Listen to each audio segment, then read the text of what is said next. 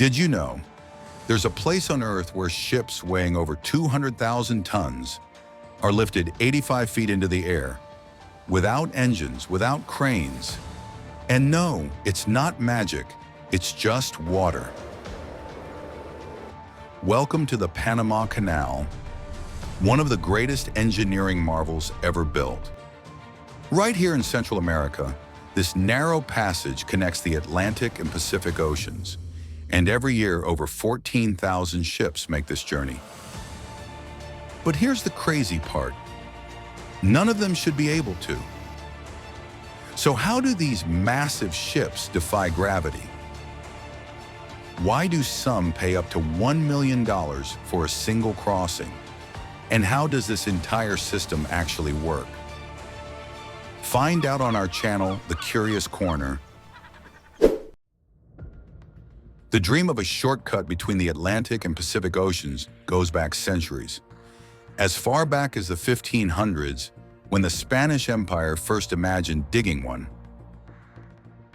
It was called many things over the years, but most often it was known as a cursed dream. At first, people believed it couldn't be done. The French tried in the 1880s and failed disastrously. Over 20,000 workers died from malaria, landslides, and pure exhaustion. The idea of cutting straight through an entire continent, it was madness. But then came the Americans with a new idea. Instead of digging a trench from coast to coast, they built something smarter, a giant staircase for ships. Still, the cost was enormous. Thousands more died during construction, and local communities were displaced or erased in the name of progress. Yes, the canal transformed global trade, but more than a century later, people are still paying the price to keep this engineering marvel alive. Here's how it works.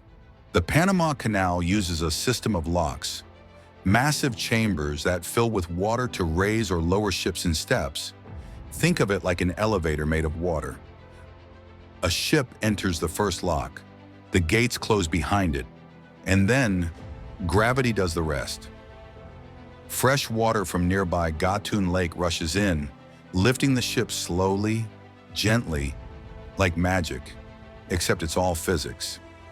Each lock chamber is 1,000 feet long and 110 feet wide, just barely enough to fit today's giant container ships. And here's the crazy part. The water used for each transit, it isn't recycled.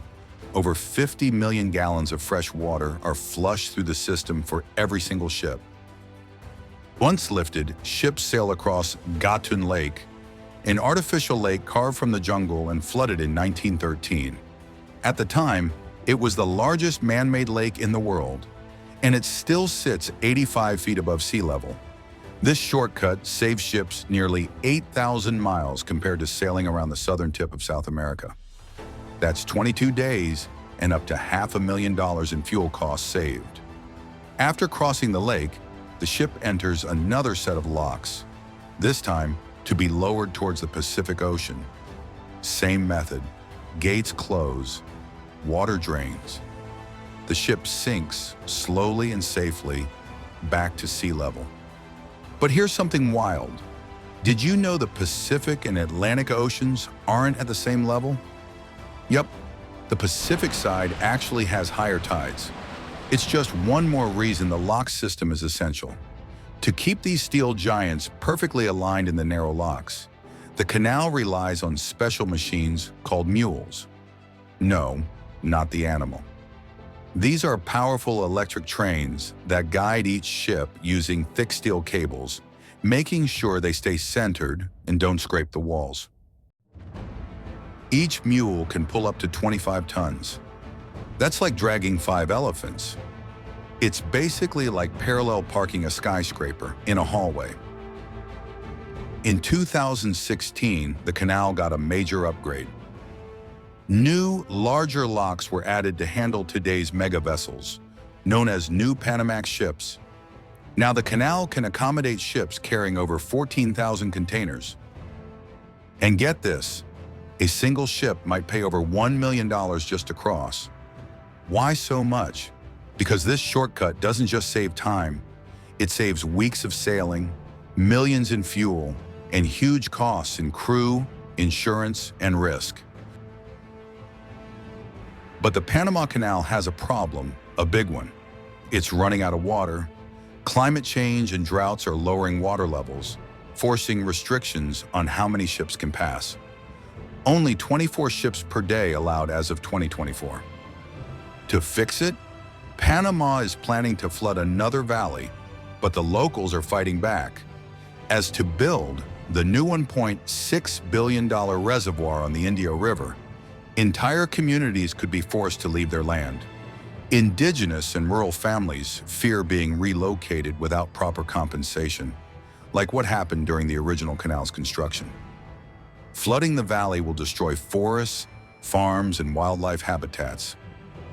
The Panama Canal Authority has a history of pushing projects forward without full transparency or public input. That's why people don't trust them. The canal isn't just an engineering marvel. It's also a battleground between progress and preservation.